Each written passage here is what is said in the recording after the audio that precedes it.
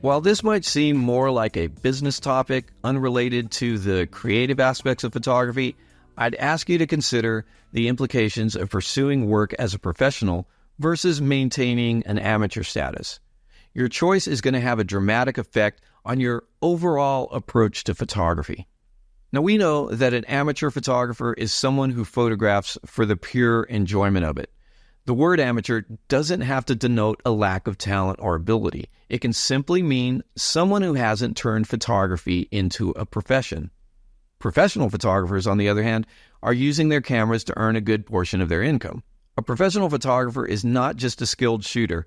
This is someone who's capable of meeting the needs and expectations of their clients throughout the photography service cycle. As a professional, you'll need to tackle a host of other responsibilities and issues that will seem to have little to do with actual photography. In fact, professional photography can be much less about photography than it is about running a small business. If you're already working as a photographer, you can skip this part. But if you're still thinking about it, here are some of the things you're going to need to get up and running. Let's talk about gear. Because clients will be counting on you to deliver the images promised, you'll need to be prepared to deal with unusual lighting conditions as well as gear failures. You should have a backup camera, more than one useful lens, plenty of batteries, memory cards, and all the little things needed to do your job even if things go wrong. Getting started requires some investment, and so does maintaining your working kit as time goes on. You're going to need a way to not only store the work you do for clients, but to safely and securely back it up, preferably off-site. Some type of editing and image prep needs to be done on every job where you're providing the finished image files. Lightroom and Photoshop are considered standard by most professionals. You'll need a dependable way to handle order fulfillment. Now, this might be as simple as in-person proofing with your clients or providing a simple online proof gallery. Third-party solutions are also available, and these can make life a lot easier on both you and your clients by offering them a way to make selections and pay for the orders, and then the service takes care of printing and shipping directly to the customers. A couple of questions about marketing. Do you have the resources and know-how needed to promote your business, and will you be able to compete in your local or regional marketplace? You may also need to set up a legal business name, a bank account, get a sales tax certificate, deal with other business-related issues and paperwork. It wouldn't be a bad idea to get a tax expert and an accountant to help you out either. And don't forget business insurance and budget for permits if you need them for location work. You should also have a sales and invoicing system in place, and make sure that you have prepared contracts for clients. Your contract should include details regarding deposits and fees, liability, responsibilities of both parties, etc. Being in business as a photographer means you'll have to deal with people all the time. You'll have to embrace a certain amount of networking and in-person sales, and you'll have to work with your clients and sometimes their families too, and also vendors. Your business is going to depend on your ability to market effectively, and this means dealing with people. Another thing to ask yourself is, do you have the time needed to run a small business? Even if you consider earning money as a photographer on a part-time basis, you'll still need the time and resources to handle all of the things we just talked about. And you need to ask yourself, are you prepared to make those sacrifices, including giving up your off time and the time that you might normally spend with your family and friends? So while the idea of being a professional photographer might sound glamorous or like a good way to earn extra money doing something you love, it can be challenging to say the least. As a professional, you're probably going to end up doing a lot of work that's far from inspiring. In other words, a lot of professional photography is simply about getting through it and getting paid. Sure, family and wedding photographers, they'll blog about how passionate they are about capturing memories for their clients, and I can tell you that it's often a very rewarding experience.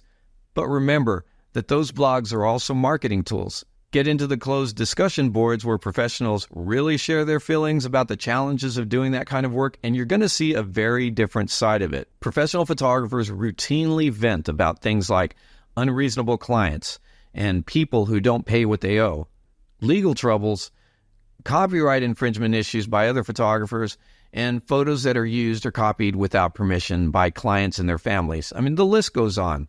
Of course, with all that said, if you choose to go the professional route, you can still benefit from working on personal projects.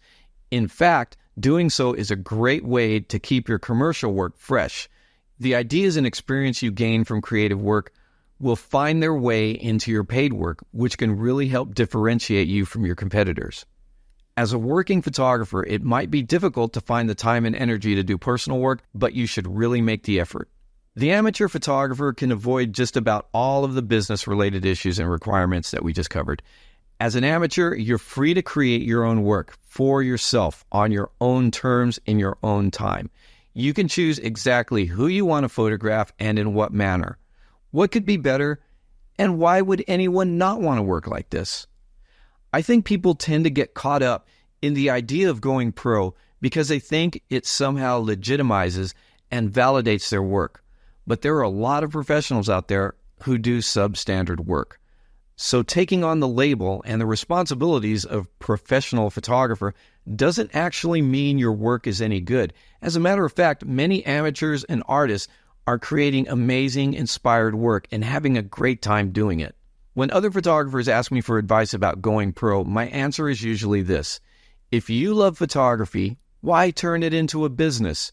If you have another way to pay your bills and you can do photography on your own terms, why spoil it?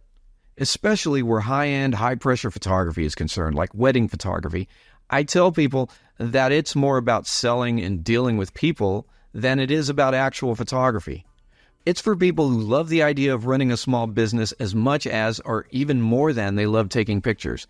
Now, if that's you, it might be a great way to go. In fact, it might be an incredibly rewarding experience. So my message is this: if you're going to be a professional photographer, do it right. But remember, you can also be a legitimate, respected photographer without turning your work into a business venture. In order to understand where we'd like to go with our portraiture, it's a good idea to think about where we've been. Today's portraiture has come a long way from the way it was done, say, 20 or 30 years ago. Photographers and clients aren't so stuck on those old static poses and cookie-cutter lighting anymore. But the basic traditional classic lighting patterns and even traditional posing still have their place. I mean, corporate headshots, executive portraits, for example, these are still expected to have an almost traditional look about them. Companies want their customers and shareholders to feel safe and secure, so they want safe, standard headshots of the company principals and management. Nothing too artsy. It wouldn't make sense. And brides, they often want at least one traditional pose, like of them in their wedding gown. Weddings, as it turns out, provide a great opportunity for all types of creative portraiture, but traditional shots are also important to a lot of brides and their families. But overall, I'd say the majority of today's portrait photographers are more concerned with making impressive photos than they are with following standard lighting and posing formulas. Many photographers, even some new pros, aren't even familiar with the fundamental techniques when it comes to lighting for portraits. The thing is, without a working knowledge of the basics of lighting, making good portraits can really be a hit-or-miss activity. The photographers who are able to get the most consistent, predictable results are either doing it because they have a good feel for lighting, or they deliberately use the fundamentals to create their portraits. Either way, when a photographer knows how and why something works, that's usually a better way to work than just hoping to get lucky during a portrait session. And this holds true for family portraiture, boudoir, editorial portraits, everything. Now, hoping to get lucky, unfortunately, seems to be a way that a lot of people are working these days. But before digital photography really hit its stride, it was all about film. But the cost associated with film photography prevented most people from taking, the spray and pray approach, at least to the extent that they do these days. I mean, taking several thousand photos per wedding would have put most photographers out of business. And if you figure that a 35mm SLR gave you about 36 shots on a standard roll of film, you can see how costs could add up. And medium format cameras, you could get maybe 10 to 16 frames out of a standard roll of film. Now put that together with the costs of processing and proofs, and you can see why a professional photographer wasn't likely to shoot any more than necessary to complete a portrait or event job. Shooting frames was expensive. Photographers had to develop a solid methodology of lighting and posing to keep things profitable. Now, we all know that digital photography is much less expensive when it comes to cost per exposure, but it isn't exactly free either. There are real costs associated with editing, post-processing, storage, and backing up your image catalogs. Buying and maintaining digital gear isn't cheap either. Plus, you've got vendors who also take their cut for things like web proofing services, design services, print sales, fulfillment, and so on. Digital photography definitely has its costs. But really, for digital photography, the real game changer was how it completely changed the learning curve of photography. The instantaneous feedback that's provided on the back screen of your camera now allows a photographer at any level to see how they can improve their images as they're working. You can identify exposure and lighting problems and correct them on the spot.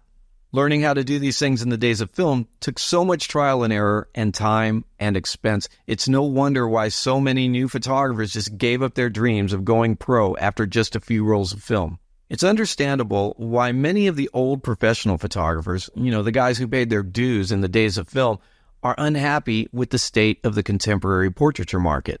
A lot of the old barriers to entry have just fallen away. Cameras are so smart now, it's also easy for just about anyone to take properly exposed pictures, and there are so many new people entering and competing in the marketplace. What's worse, a lot of the new photographers are trying to compete at price points that make staying in business just about impossible. And you can see how the old pros might be a little put off. To them, it seems like too many photographers are flooding the portraiture market. So many that there's no way to really compete for customers anymore.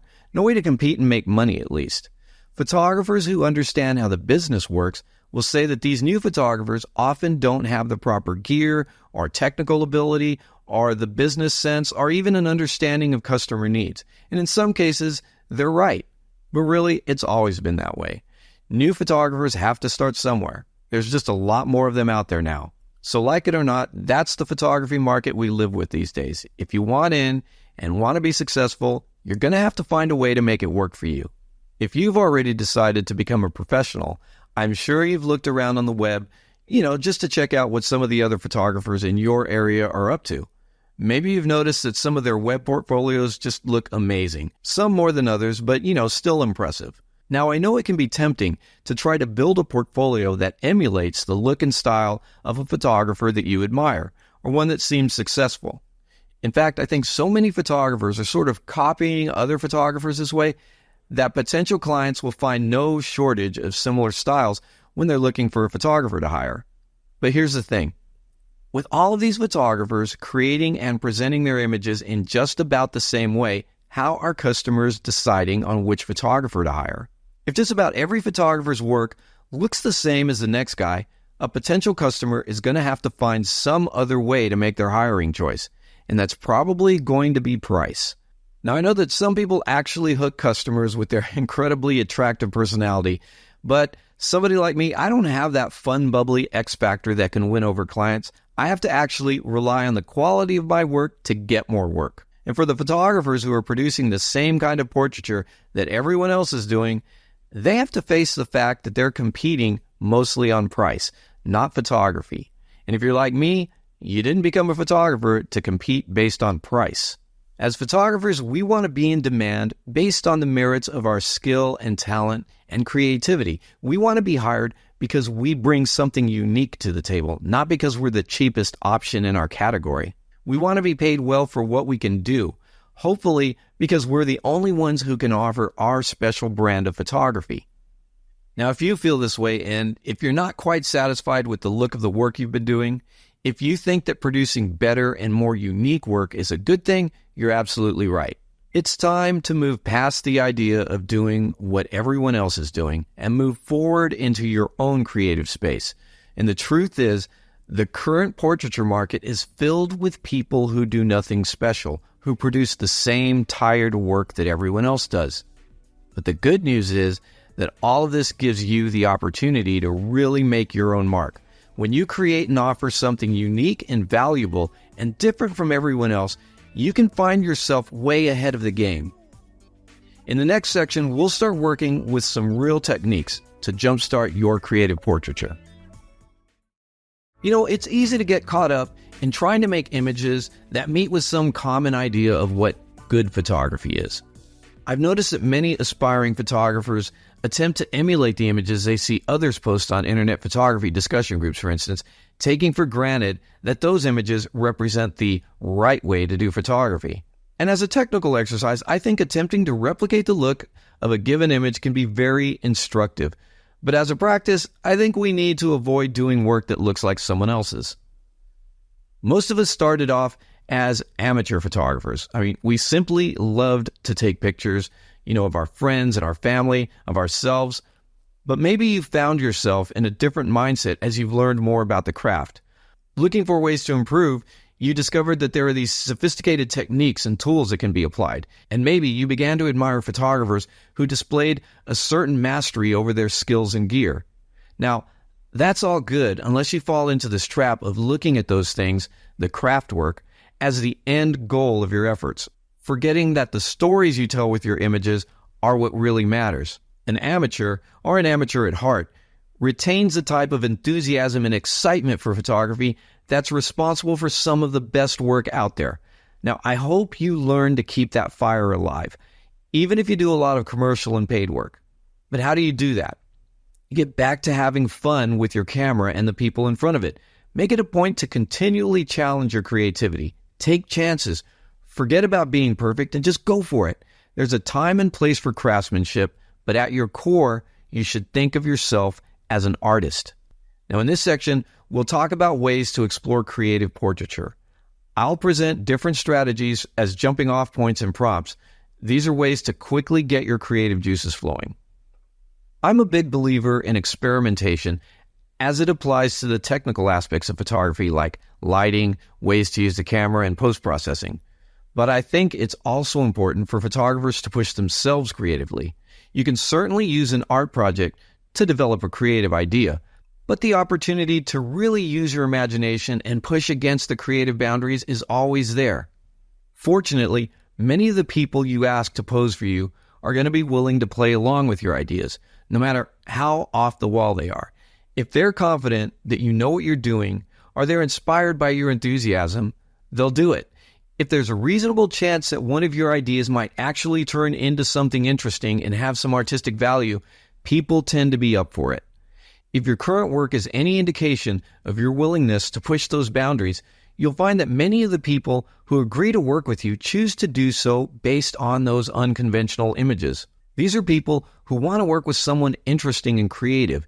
Even if all they're looking for are headshots or lifestyle portraits, something about how you present yourself through your work has made enough of an impression on them to want to work with you over someone else. Your photography is your chance to show your adventurous, your silly side, your unusual side. And it gives you the opportunity and the license to explore self-expression through the help of those willing to pose for you. There are benefits for the subject too. As an artist, you're in a unique position to give them permission and the confidence to express themselves in an artistic, sometimes cathartic way. One of the best ways to stretch your creative muscles is to simply ask your subject, any subject, even a client, if they'd like to try some creative pictures. Explain that sometimes trying something unconventional can make for some really surprising, interesting portraits. If you enlist the help of a model or an actor who's willing to try out some creative ideas with you, there's no telling what you might end up with. These are people, after all, who are used to playing characters. I love to collaborate with other creatives like this. The slightest suggestion from me can start the ball rolling on a great shoot. Even if, several of the ideas don't completely work out, you'll know that some of them might have just barely missed the mark for one reason or another, and you can expand on those ideas in a subsequent shoot with the same subject or maybe a different subject. The direction and degree to which you push the boundaries are a personal choice, of course, but where it's within your artistic sensibilities, allow yourself to explore. Some of your subjects are going to be less interested in participating in these creative exercises than others. And there's going to be some who are interested in being photographed in ways that you may have no interest in being a part of. But more often than not, you'll find people who are going to be just as happy to try some of your ideas as you might be to try some of theirs. And that's where the real magic happens. Photography can become an amazing adventure for you and your subjects when all the pieces fall into place. And many of the resulting images from sessions like these can be great additions to your body of work as well as your portfolio. Photographing the things and the people most important to you is probably what got you interested in photography in the first place. This is something you should never stop doing, actually. You're the photographer around your friends and family, so you have this license. Why not use a special and intimate access to create these rich, meaningful photographs? Photographers like Eleanor Carucci or Philip Toledano, Sally Mann, Annie Leibovitz, Nan Golden, and many others have made some amazingly intimate and beautiful work this way. Your first and most deeply affecting relationships are the ones you have with the members of your family, from the most cherished and positive relationships to the heartbreaking to the downright dysfunctional. They're all in some way significant. For the photographer and artist in you, these family relationships can provide a wealth of material to draw from for posed as well as candid portraits. For your would-be subjects, understanding that having a photographer in the family can be at times very convenient and at other times very annoying. But if your thing is taking pictures, even when it seems odd or inappropriate, that's just something people are eventually going to get used to. Of course, there are limits and boundaries, but you'll have to figure out what those are where your family's concerned. Whether it's your family or friends, there's going to be this rhythm you get into when photographing the people in your life. And at some point, they're going to realize that they're not expected to stand and smile for every picture. They'll start to understand that your camera is just something you use to kind of see the world with. Photographers have learned to use their cameras, often as a way to engage. Your friends and family are going to get that. But don't give the people in your life a reason to view your camera as sort of a weapon or as a means to embarrass them. Candid photography should be seen as a thing you do almost as if it were completely normal, like a non-event. Posed portraits can be created almost as uneventfully as your candids, or you can even approach posed portraits as a special moment. You just don't want to make it sound intimidating. Now, you might think asking someone to sit for a quick portrait is a harmless enough request, but just the word portrait can conjure up a sense of formality that, some people are a little uncomfortable with. At any given moment, you might see a beautiful portrait ready to be taken right in front of you, but the subject might feel put on the spot and anything but prepared.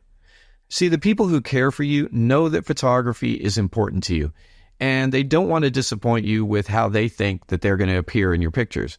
They also don't want to be harshly judged on their appearance in a, real portrait where they feel the expectations are higher than they would be in a casual snapshot. You're going to have to learn how to reassure them, keeping these concerns in mind. You might start out by not using the word portrait at all and opt for something more benign like picture. Just remember, don't put too much weight on a spur-of-the-moment sitting. Of course, there's nothing wrong, however, with making a special occasion out of a portrait if the subject is willing.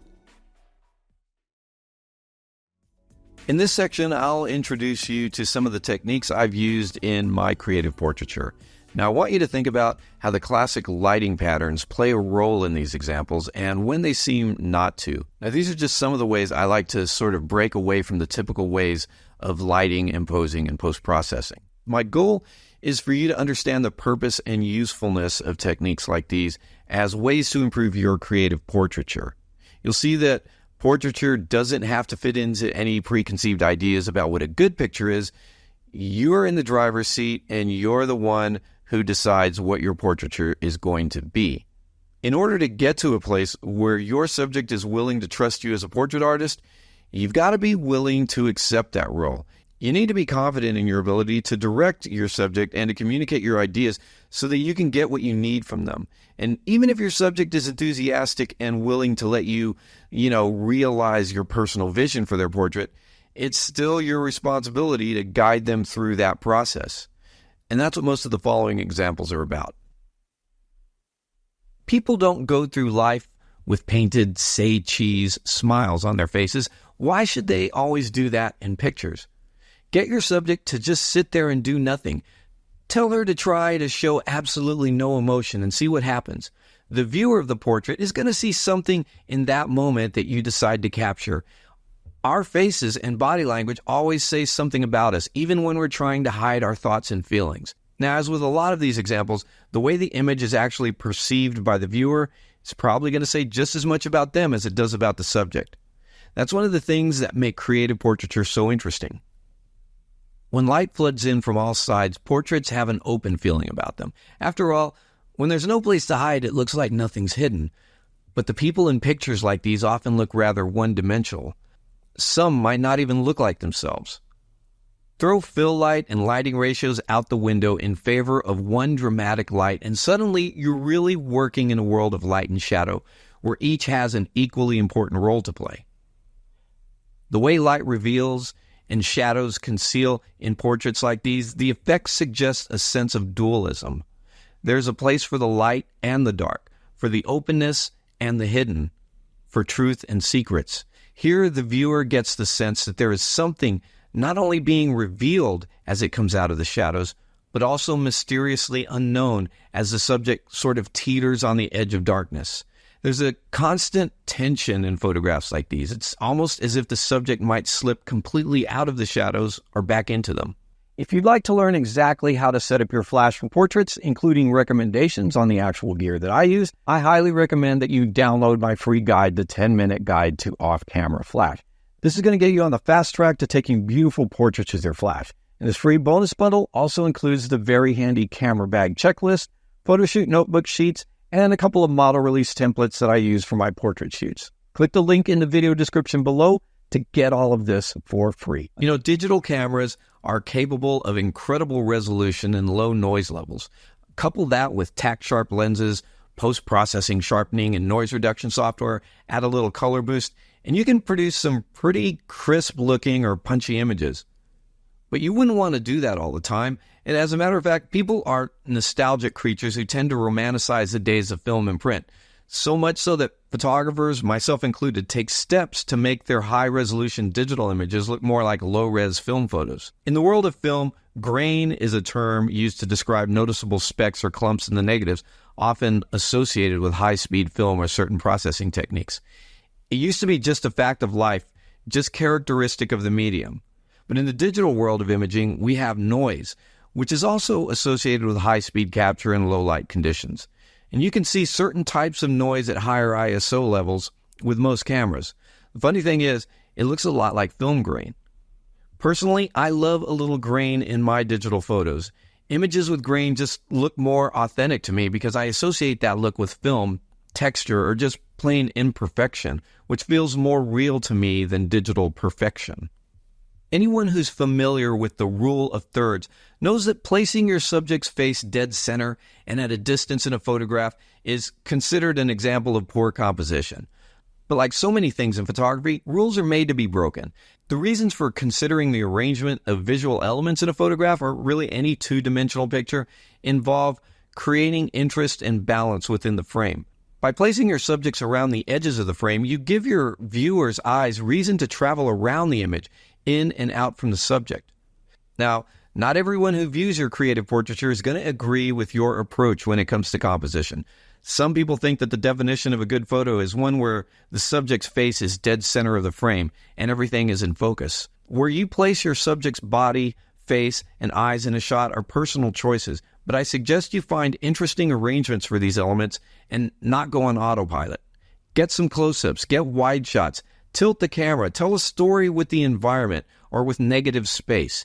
See the entire frame as a picture and create the picture within that frame. When you compose a shot through your viewfinder, you're not only arranging how the elements in the shot stack onto each other on a flat plane, but you're also selectively cropping the view of the space in front of you.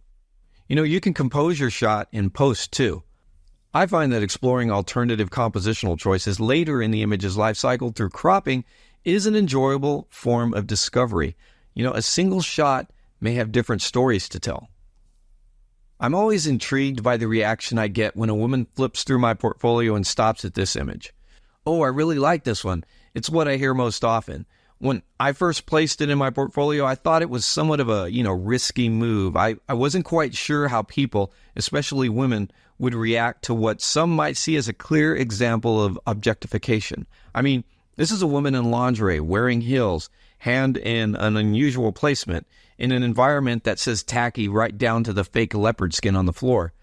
But it's intriguing. I mean, I love it for what it is and for what it isn't, and how it's different for every viewer.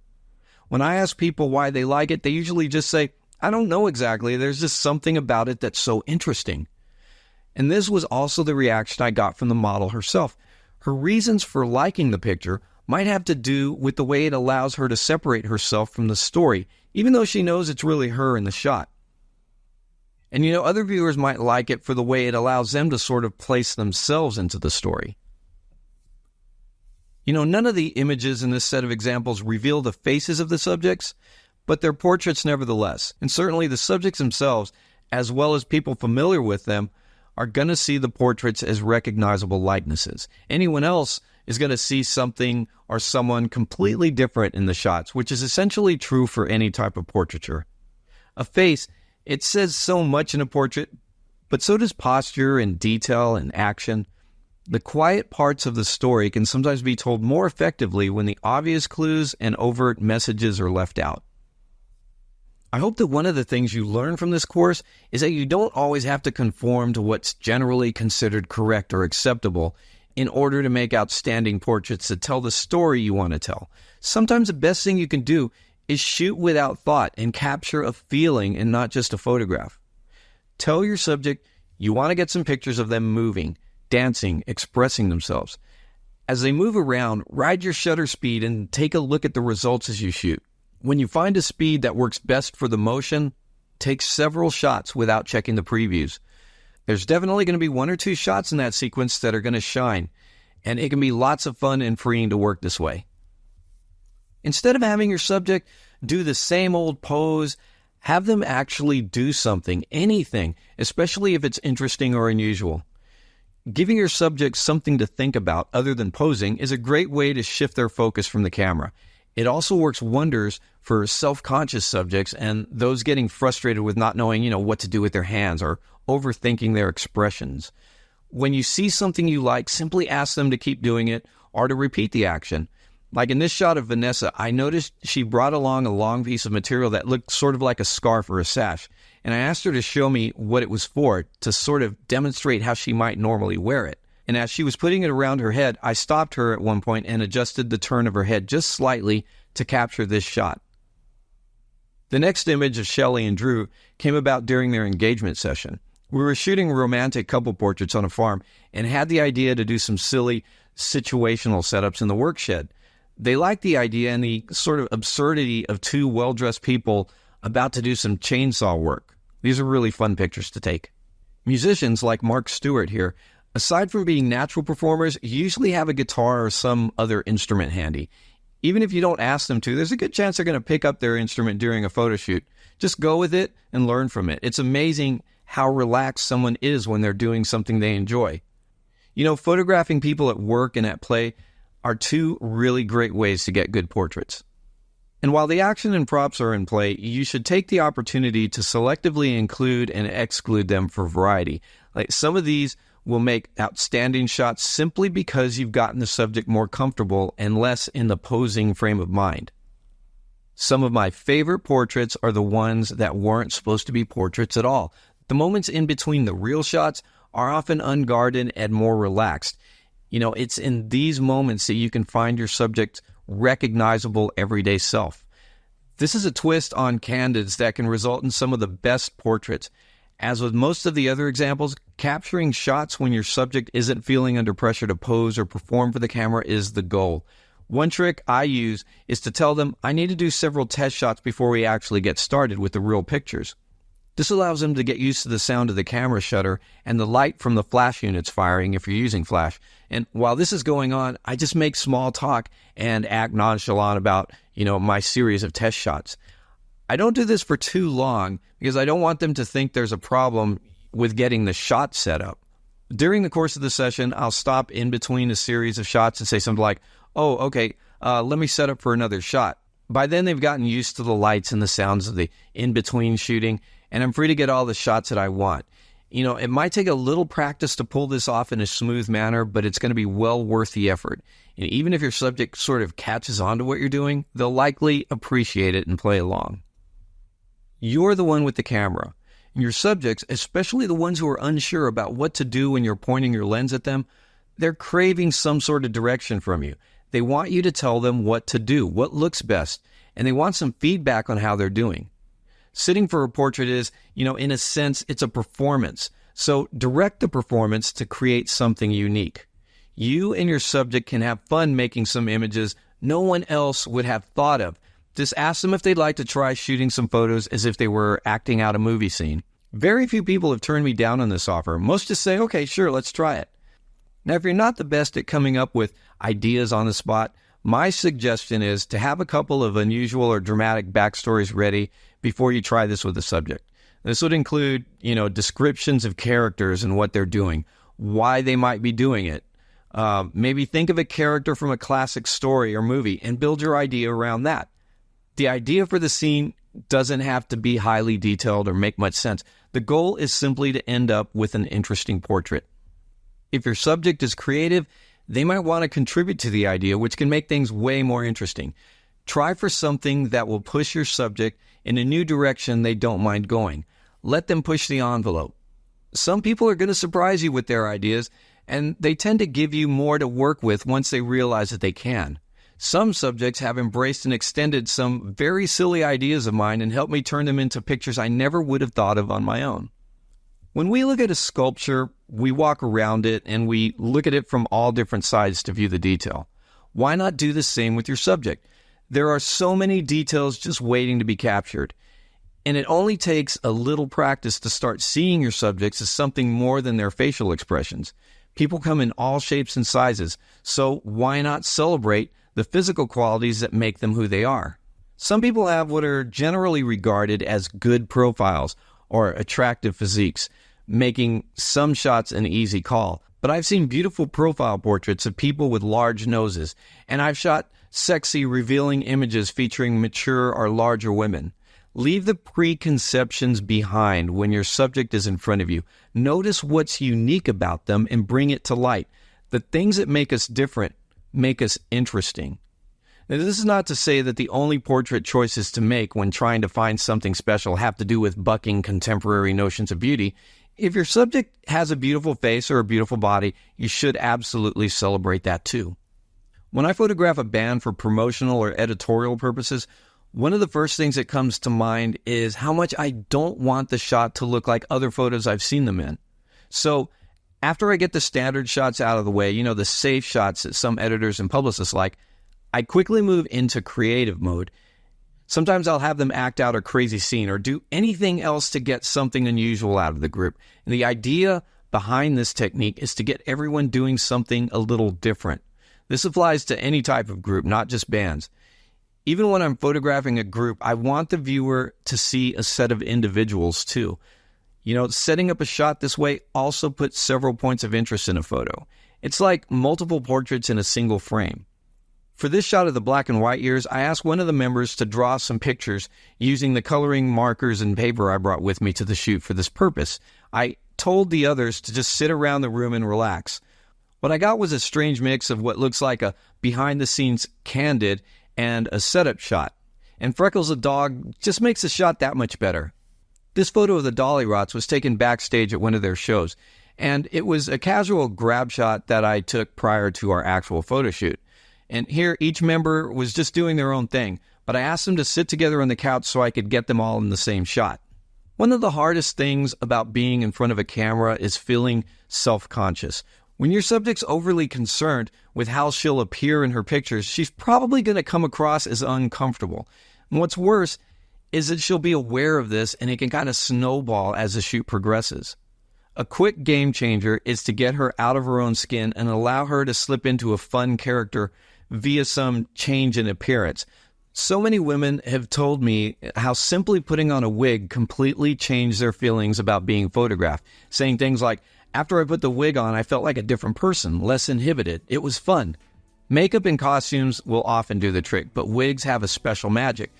For most women, their hair is strongly tied to their identity, so changing it in a very dramatic way like this can make a huge difference on how they perceive themselves, if only temporarily.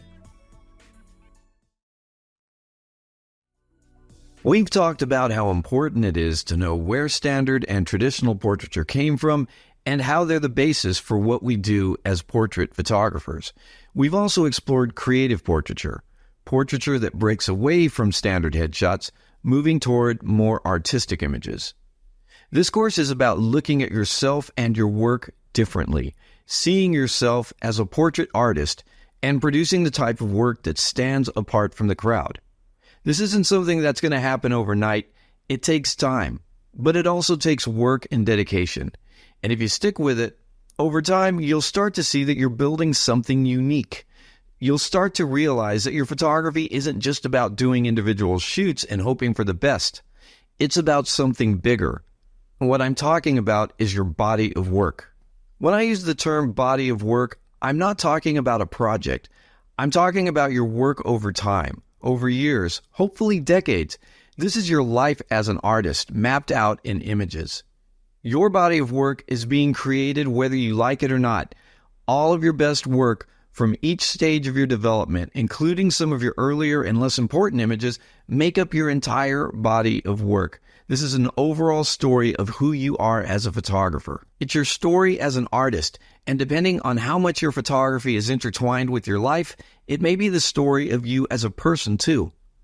You have a special responsibility to your body of work. Think of it as a living thing that parallels your life. It's a record of your experience in photography. It defines you as an artist. If you ever feel like you need something that can push you through a creative rut, just remind yourself that your body of work deserves to be cared for and maintained. That means you need to keep adding to it. You need to keep working for it.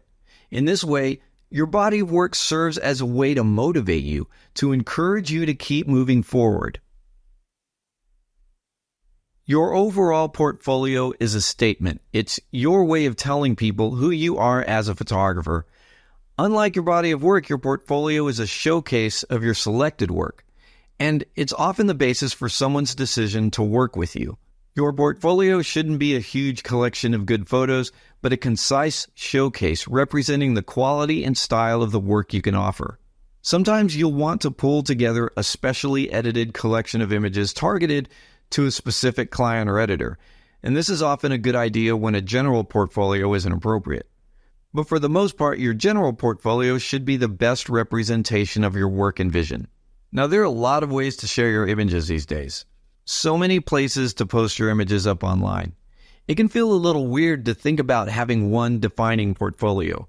You might think the more images you have out there, the better your chances are that someone will see something they like and want to work with you.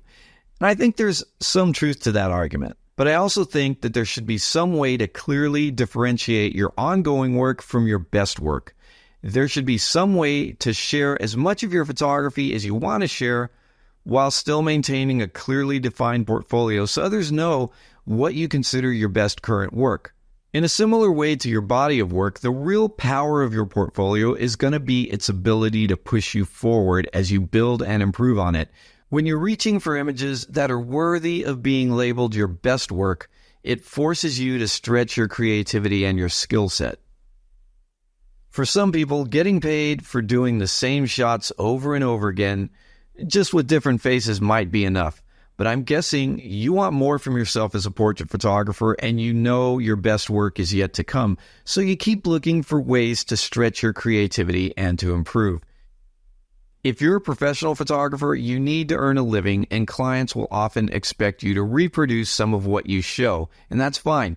The skill and ability to craft images in your style only happens as a result of making your art in the first place. So you explore, discover something new about how to put an image together, and then reproduce that look in a signature style, for instance. The object is to create good work, then to create some new and hopefully better work. The art provides the tools for the craft. I'm going to make this distinction again. Your portfolio is a constantly filtered and changing subset of your body of work. It's a snapshot and showcase of your best and presently most favorite images. It's the product of your art and one of the reasons that you need to move forward in your photography. Each time you add a new and important piece to your portfolio, you're taking a real step forward with your photography. So keep adding to the art, keep progressing, don't shortchange your body of work, and don't forget about your art. If you follow this advice, you'll have plenty of good pieces to pull from for any general or targeted portfolio that you're building. We've talked about how your body of work is an ongoing thing. It's what comes about as you move forward through time in your photography. It's a collection of the work that you feel represents where you've been as an artist. There are many ways to add to your body of work, but one very productive way is through portfolio building. And actually, Earlier in a career, you're creating images that will hopefully make it into your portfolio. And later in your career, you can go back to your body of work to piece together new portfolios. So they definitely work together in that way. In this section, we're going to talk about how to build a portfolio when you don't have a lot to start off with. The idea of getting your first real portfolio together might seem a little intimidating, but there are a lot of ways to get started and stay motivated during this process. Really, it all comes down to self-assignments, giving yourself projects to work on. You can start with a basic idea or theme, and you'll probably find a lot of different ways to approach it as you go along. Be open to different ways of expressing your feelings about the theme. It's this process of creation and discovery that adds to your artistic vision and technique. As you work your way through a project, you'll notice repeating patterns in how you work and in your images, and you'll see how some images tend to go off in a completely new direction, which can lead to new projects, or maybe you'll discover something interesting about your approach to your work. Now, generally speaking, art projects tend to take on a life of their own and a timeline of their own. You might start off with some ambitious goal of, say, completing 20 portraits with a particular theme, but as time goes on, you might begin to realize that starting and working with a project is much more important than actually completing it. Like the idea of the journey being more important than the destination, the images you create along the way are going to be the reward. At some point in a project's life cycle, a few images are going to be obvious standouts, and the rest you can think of as supporting pieces or building blocks that led to the final selections. One of the great things about starting an art project is that it can attract the attention of other people who want to get involved. I've put the word out that I'm working on a portrait project, and I've gotten offers for volunteers to pose for me. Once your project starts to pick up steam and you have a few images to show where you're going with it, don't be surprised if you're approached by people who want to get involved. These things do have a tendency to take on a life of their own. Getting a serious portrait project going can be the beginning of some important images for you. And it can lead to opportunities for working with new collaborators and clients. People take notice when someone's on a mission to do something different. When you announce that you're working on a new art project, you're letting people know that you're an artist with something going on. You're telling the world that you love what you do enough to elevate it to this higher level. When I'm creating imagery that speaks to me, I stay interested and passionate about it. Working with subjects and techniques that you're excited about is probably going to result in images that resonate strongly with some segment of the population. These people are going to be your natural audience. You won't have to work hard to attract them as clients and fans of your work because the attraction is built in. Okay, check out these ideas for artistic portrait projects to get you started. Try one of these or come up with a few of your own. My advice is this: give yourself plenty of room to go with the flow as you work through a project. You might want to tweak it a little, so allow yourself to do that. Set realistic expectations for yourself. Take on a project that you have a reasonable chance of actually working on. That means you'll have the tools, resources, and people that can help you get those pictures made.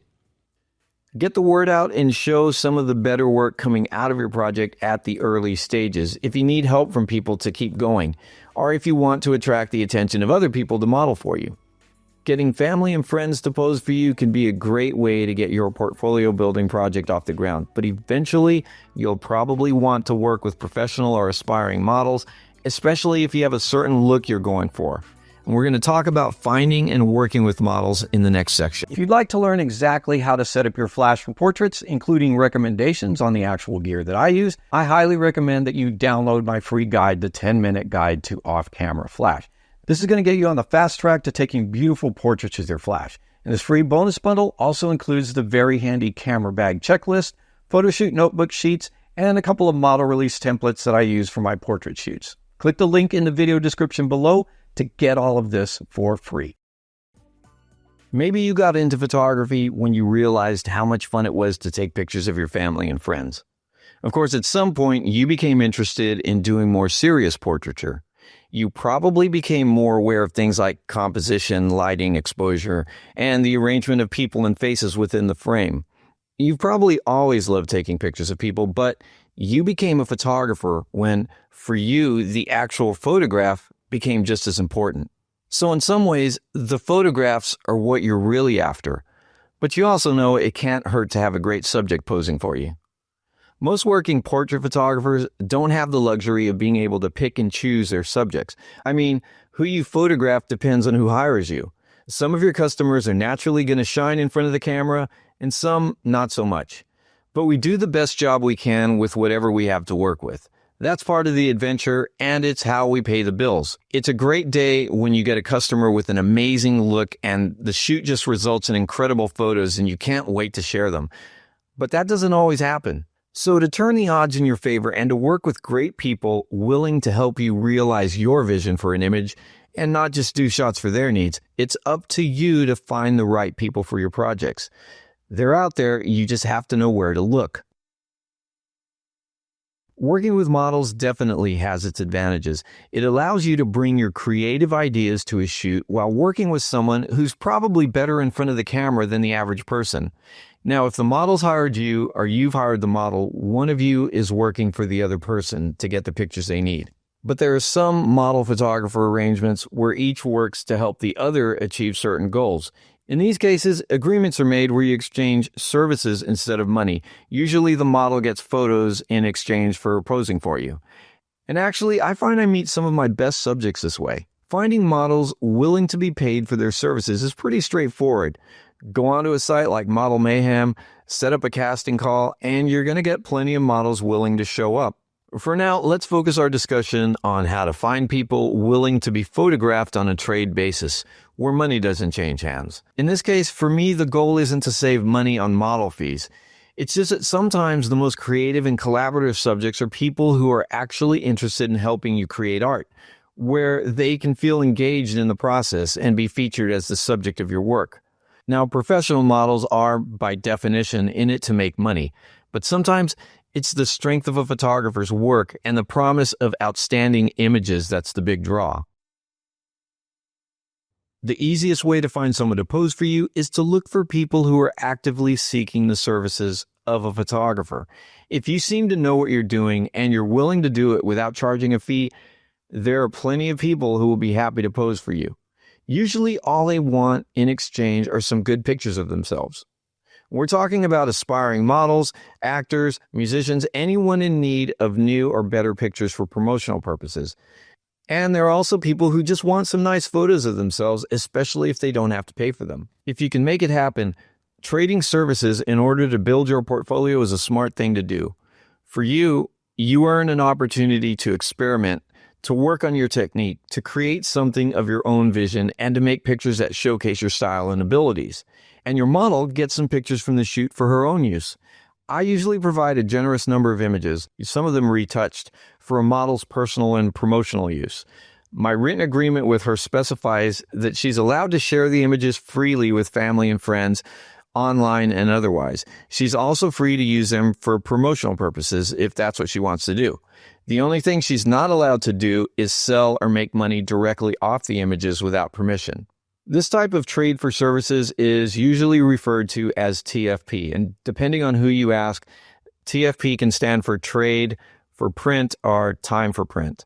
And sometimes you'll see TF with an asterisk, where the asterisk stands for the type of media to be determined. Sometimes the term testing or test shoot is also used. Now, if you take a look at one of the websites set up to connect models and photographers, you'll see the terminology that they use when they're talking about trade jobs versus paid jobs. And when I post model calls on something like Craigslist, I just say what I mean. I say, I'm looking for someone to pose for me, and in exchange, you'll get photos from our shoot.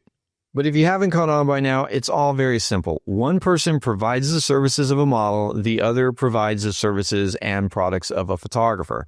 Use the terminology and an agreement that is most appropriate to your situation.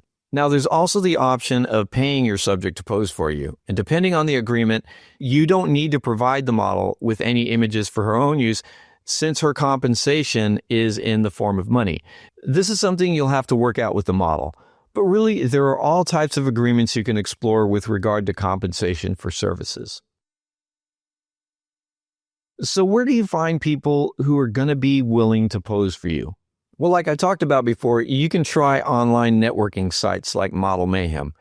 Craigslist is a way to connect with complete strangers, which can be interesting. I've had some good luck with Craigslist, and there have also been some duds.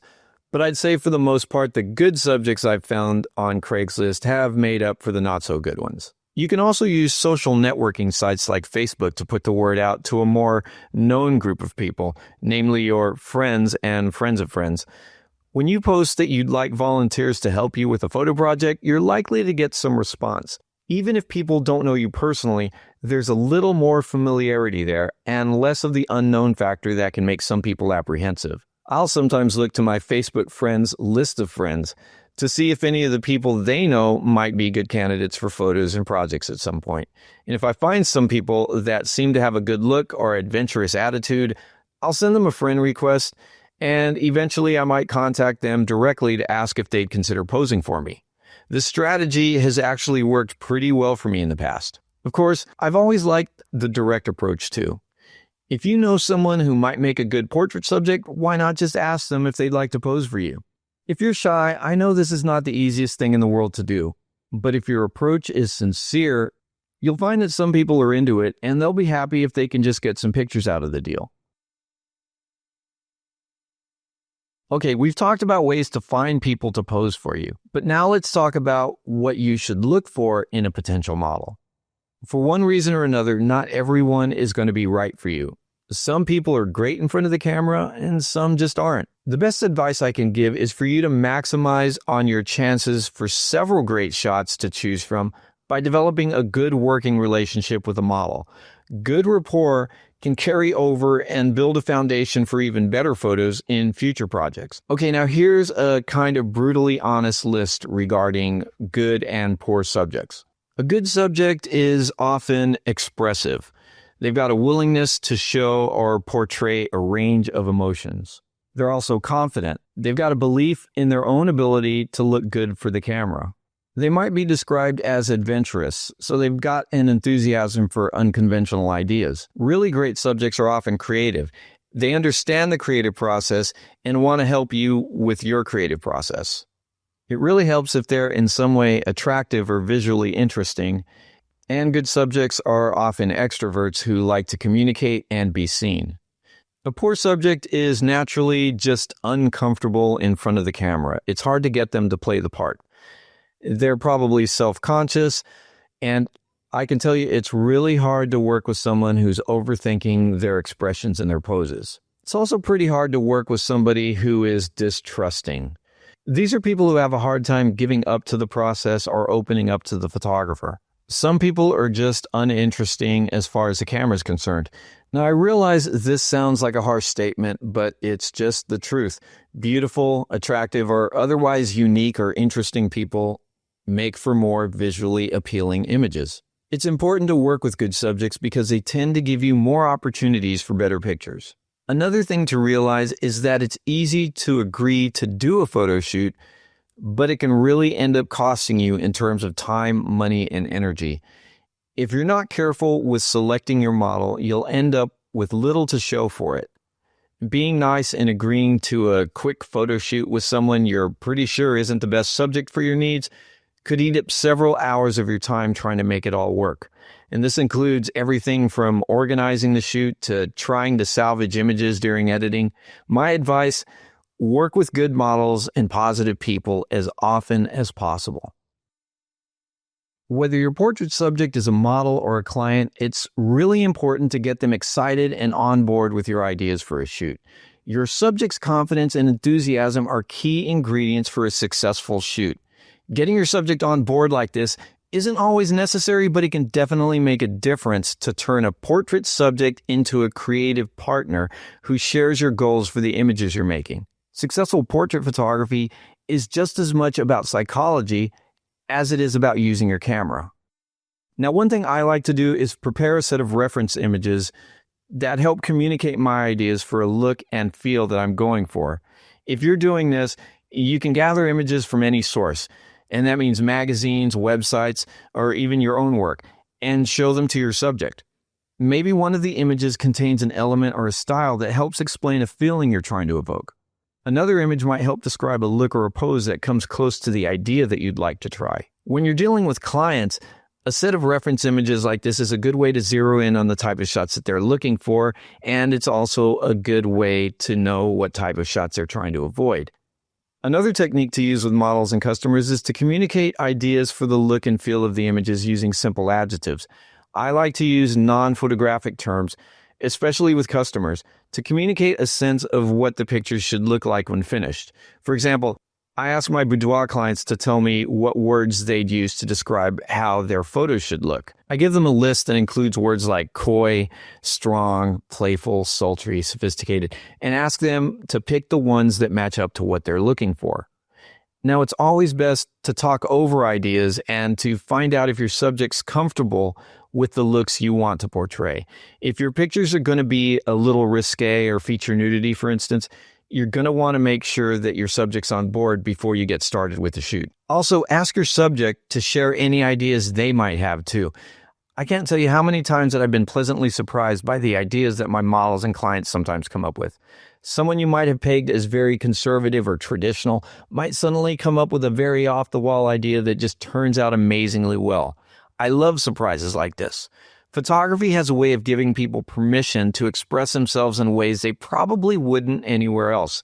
If you're open to ideas and your subject knows that they can trust you, you just never know what kind of images you might get out of a shoot for both of your purposes. But finally, I'd like to go over a few tips that apply when working with models, really for any photo shoots. When you're doing something you love, it's really easy to lose yourself in the process. I've done shoots where the subject and I completely lose track of time because we're really focused and having fun. But it's important to be fair to yourself, especially if you're shooting professionally, and to be fair with everyone else involved in your work or anyone who's affected by it, like family. Setting limits on things like time, effort, and expense, that's going to save you a lot of grief, and it'll help you maintain a balance in your work so things can go smoothly. I've often found that the most productive and enjoyable shoots are the ones that didn't go on for more than 2 or 3 hours and happened at a relaxed pace. Some of my best shoots were well planned and conceptualized, and some were completely spontaneous and improvised. But they all had a couple of things in common. They didn't drag on for too long, and I shot on average about 10 frames per setup. When I work this way, it allows me to really take my time with every aspect of a shoot, and this gives me a chance to make each shot count. Another benefit, I end up with a lot less images to deal with in post, and most of those I'm going to be happy with. Now, this saves me some valuable time on the back end. Doing it this way is much better than having rushed to try to do too many ideas and looks in one shoot, or just having shot too many frames for each look. Ending up with thousands of useless or mediocre shots is pretty pointless. So giving yourself a reasonable time limit for the entire shoot and keeping mindful of the number of shots you want to end up with should really help you do a better, more thoughtful job. This means better images to choose from and less work after the shoot. Realize that many of the people who pose for you aren't experienced models and they need some guidance. Most people, for example, overestimate their stamina in front of the camera. And then there are people who just want to keep going for much longer than necessary. Now that can waste your time during the shoot and on the back end when you're editing. Sometimes it can add to the overall expense of the shoot too. Now here are some areas that you should consider setting limits on. Now everybody's different, but in my experience, most people can handle at least 45 minutes in front of the camera before they get burnt out. The upper limit seems to be about 2.5 hours. Don't force a portrait session past a breaking point. It's always better to end the shoot with both of you wishing you could go on rather than feel like you're glad that it's finally over. If hairstyling and professional makeup is part of the process, this could take up to 2 hours or more, and you don't want your model getting worn out before you even start the photography. So do what you can to keep the preparation time to a minimum. And I realize that this might not always be possible or under your control. But if you sense that it would be a good idea to take a short break between the styling and the session, you might try doing that. The main idea here, get your model excited about the photography that's about to commence. This is an area where people sometimes overestimate what's reasonable to attempt for a shoot.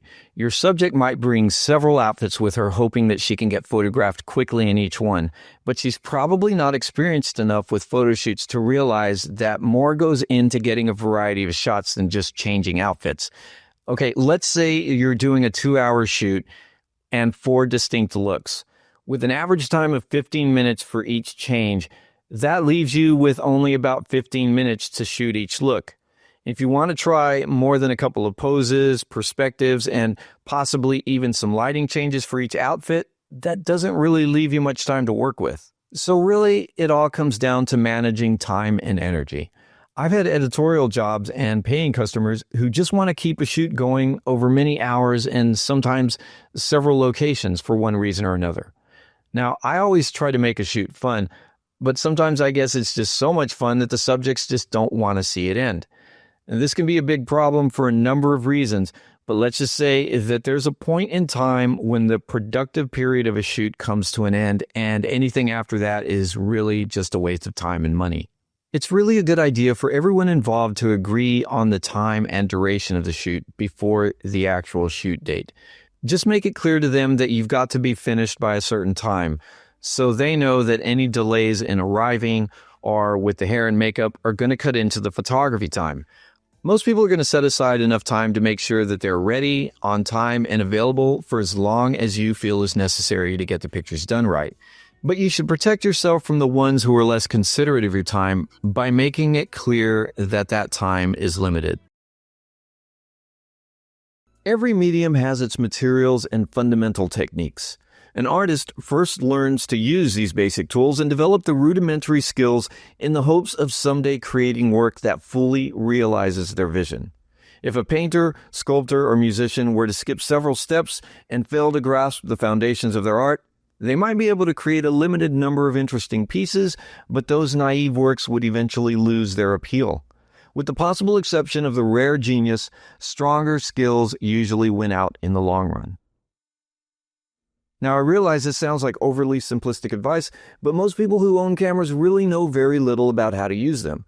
Camera manufacturers realize this and put automatic do-everything-for-you modes on most cameras, and it's okay to use these modes, but you'll be limited as to what you can do with them because they take most of the control out of your hands. The more you learn about the specific functions and capabilities of your camera, the more tools you'll have at your disposal. I suggest you learn one new camera function, exposure concept, or lighting technique at a time. Trying to learn too many things too quickly is generally counterproductive. With each new feature, concept, or technique, make sure you spend enough time thinking about it and using it so that you fully understand how and why it works. A good test to see if you know what you're doing is if you can clearly and correctly explain it to someone else. Simplify and standardize your process. As you become more proficient with your camera, you'll find that there are certain controls you use more often than others, depending on your shooting style and usual lighting conditions. These are the controls you should focus most of your attention on. Learn to use them without having to think about using them. When driving a car or riding a bike, you don't have to look at the pedals, the steering wheel, or handlebars to get from one place to another. That smooth ability to focus on what's in front of you without thinking about the controls is what you should strive for with your gear. Sure, with photography as well as with driving, you might have to glance down when operating functions you use infrequently. But on the whole, your camera should simply become an extension of your vision. And even though checking the LCD monitor, doing lens changes, or other factors are going to break the flow of your work, you should be capable of executing a series of shots without having to think about the technical details. Understanding exposure concepts and lighting techniques are also keys to becoming a complete photographer. You should really have an understanding of the basic properties of light, how aperture, shutter speed, and ISO interrelate, and how to light your subjects. These are things that take time to learn and sink in, but once you know them inside and out, you'll have the confidence of knowing you can do just about anything with a reasonably equipped camera and a light or two. With the right knowledge and resourcefulness, you'll also be able to quickly come up with solutions where other photographers might have gotten stuck and become unable to deliver a good shot. Hopefully, you've gotten the point by now that trying to reach a technical level of proficiency is not the end goal. It's just a means to an end. Anyone can learn to use a camera and some lights. That alone simply gives them the necessary skills to work with. If you can learn to create a perfect corporate headshot with three-point lighting and a good pose, that's great. But how does that make you different from anyone else who can do that, or anyone else who can learn to do that? The technical skill you can learn and the gear you can get your hands on won't set you apart. Being able to create something amazing and unique with those tools are what's going to make the difference. Think like an artist. One of the first things you should do when making a commitment to developing and possibly marketing your own style is to learn to think like an artist. And that means you'll have to start viewing yourself in a new light. You'll no longer have a hand in maintaining the status quo because you'll no longer be a part of it. You'll have to realize that your work is going to be for some people and not for others. And most importantly, you'll have to learn how to follow your own path. You know, it's nice to get good feedback on your work, especially from grateful clients and your colleagues, but it's not something you should think about as you're creating. If you're thinking about what other people say they like about your photos or anyone else's, you're not really thinking about the task at hand.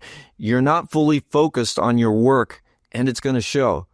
Creating art is about expressing an idea with your own vision, and this is where you're going to produce your best and most rewarding work for yourself and consequently for the viewers and the clients who value it. I've seen where some potential clients object to a photographer's images because the background is blurry, or you can't see the whole person in the picture, or the person in the picture isn't centered in the middle like they should be. One can argue that clients should be educated, but to be honest, how can they be? When it comes to taste, people like what they like and they see how they see. These tastes are likely hardwired into their personality and otherwise etched into their beings through a lifetime of experiences. And you can explain to someone why they should like something, but that's not really going to make them like it. Conversely, people are going to love what they love, and some of those people are going to love what you and only you can do with your portraiture. As you progress down a path of work that is truer to who you are and more unique in the world, your portfolio is what will set the standard that matters. This is what your clients will judge your work by, and this is your most effective promotional tool. Because your portfolio will contain images that only you can provide. Clients will have no choice but to come to you if they want your unique style of portraiture. Remember that there's no real right or wrong way to make a portrait. Anything that can be photographed in almost an infinite number of ways. For any given subject, who's to say which perspective is the best? There is no one perfect way to take any picture. There may be stereotypical views of certain subjects, but that doesn't make them right. And since there's no right or wrong way to photograph someone, you might as well just photograph them your way. This is the best way for you to do it. Don't compare your work to other photographers. There's really no point to doing that unless you're trying to create the same exact kind of pictures that they do. By all means, learn or become inspired by looking at someone else's work, but not to the extent that you feel your work is somehow inferior. If you try to emulate the work of someone who has perfected their technique over time, you're going to be disappointed. They're probably going to be better at doing what they do best than you'll ever be at trying to copy them. Forget perceived and real expectations. Thinking about them doesn't help you do good work.